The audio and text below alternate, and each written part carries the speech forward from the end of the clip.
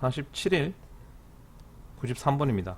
아까 이거 녹화했는데 날아갔어요. 상당히 오래 떠들었는데 좀 짜증나네요.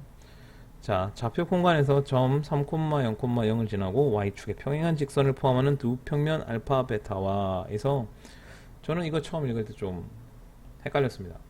왜냐면 요게 이 평면 알파 베타가 3,0,0,을 지나면서 y축과 평행한 어떠한 직선을 포함한다 이렇게 말을 하는 건지, 아니면 저 y축의 평행한 직선이 점 3,0,0,을 지나는 건지 이게 무지하게 헷갈리더라고요. 근데 일단은 문제를 풀어보니까 원하는 거 후자였어요. 좀 애매하지 않았나 생각을 합니다.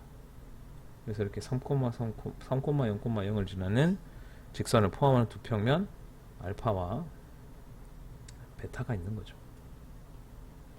알파와 베타가 있는데 9x제곱 더하기 y제곱 더하기 z제곱은 4, 그러니까 중심에서 반지름이 2인 녀석, 3,0,0은 안 닿네요. 안 닿는 녀석이 이렇게 있는데, 그 만나서 생기는 원의 넓이, 그러니까 평면이 9를 자르면 원이 생기죠. 그러면 그 원의 넓이를 각각 x1, x2라고 하자. 그 원의 넓이는 우리가 어떻게 했냐면 평면과 원의 중심, 9의 중심 사이의 거리랑 9의 반지름을 가지고 피타고라스 정리로 우리가 구했었습니다.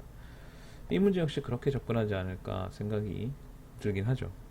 이때 두 평면이 이루는 각도의 예각의 크기가 3분의 파일 때 S1 더하기 S2의 최대값이 뭐다라고 묻는 거죠.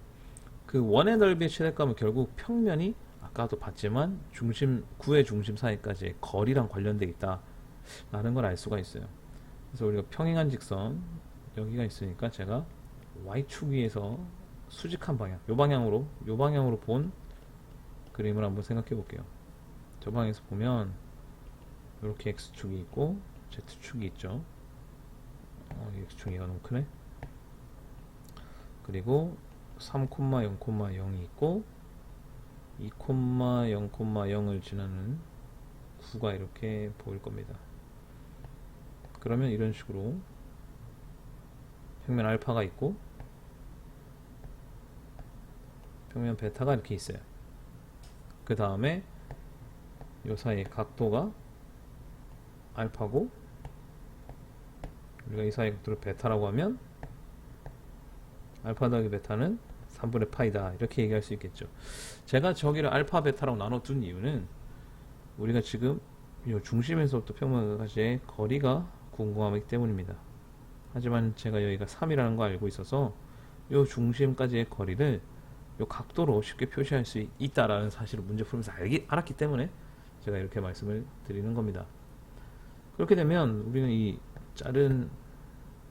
잘라서 만들어진 이 원의 넓이 S1은 요 반지름 2와 요 중심 사이부터 평면까지의 거리를 가지고 S1을 구할 겁니다. 피타고라스 정리가 사실 이거의 제곱은 요거 제곱 빼기 이거 제곱이죠. 근데 이 높이는 요 직각삼각형에서 3 사인 알파라고 둘 수 있고요. 이거 같은 경우는 3 사인 베타라고 둘 수가 있죠. 발음 어려워. 그러면 또 이렇게 2랑 피타고라스 정리를 쓸 수 있으니까 S1은 4 빼기 9 사인 제곱 알파의 파이가 되고, S2는 4 빼기 9 사인 제곱 베타의 파이가 됩니다. 따라서 우리가 구해야 되는 건 S1 더하기 S2, 그러니까 8 빼기 9의 사인 제곱 알파 더하기 사인 제곱 베타의 파이의 최대값이죠. 언제? 알파 더하기 베타가 3분의 파이일 때입니다. 이거의 최대값은 얘의 최소값으로 구할 수 있으니까 문제를 바꿔서 사인 제곱 알파, 사인 제곱 베타의 최소값을 구하는 문제로 바꿀게요. 근데 우리가 알파 더하기 베타는 3분의 파인 걸 아니까 베타 자리에 이렇게 집어넣겠습니다. 그런데 우리가 이렇게 치환을 하게 되면 범위가 생긴다는 거 잊어서는 안 돼요. 일단 알파는 요 x축과 평면이 이루는 각도였으니까 0보다는 항상 크고요. 베타 역시 0보다 항상 커야죠. 그 말은 베타는 3분의 파이 마이너스 알파라고 쓸 수 있는데, 얘가 0보다 크다는 말은 알파는 3분의 파이보다는 작아야 된다라는 거죠. 따라서 우리 문제는 여기 베트락 썼네. 우리 문제는 알파가 0부터 3분의 파이까지 범위일 때 사인 제곱 알파 더하기 사인 제곱 3분의 파이 마이너스 알파의 최소값을 구하는 문제가 됩니다. 이게 최소일 때 s1 더하기 s2가 최대니까요.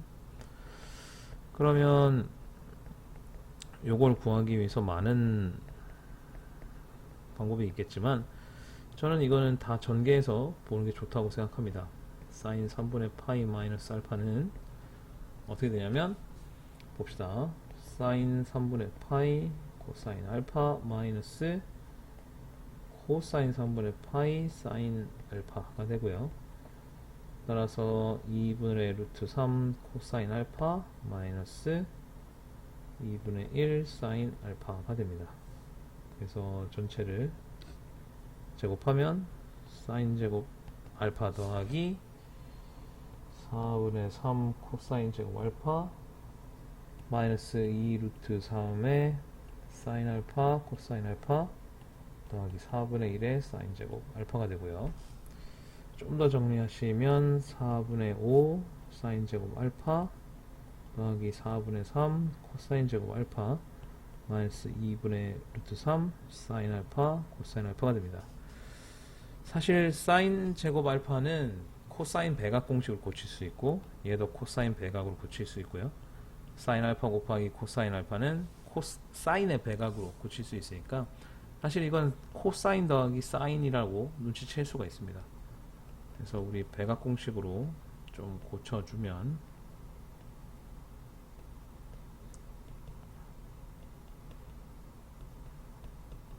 이런 거 볼 때마다 이제 반각 공식을 왜 외우나 뭐 이런 생각 많이 합니다. 저는 이렇게 정리를 하게 되고 좀 더 정리를 해보죠.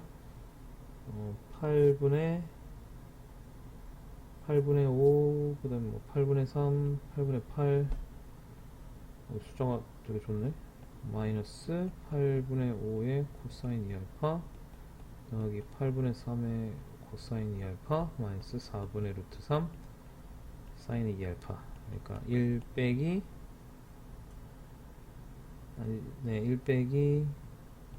4분의 1의 코사인 2알파 마이너스 4분의 루트 3 사인 2알파. 이것의 최소값을 구하는 겁니다. 근데 이 합성을 하면 이게 어떻게 되냐면 1 빼기 2분의 1에 합성하고 있죠. 지금 뭐 코사인의 어쩌고 저쩌고 이렇게 합성이 되죠. 그럼 얘의 최소값은 요 값이 마이너스 2분의 1을 떼니까 2분의 1이 바로 최소값이 됩니다.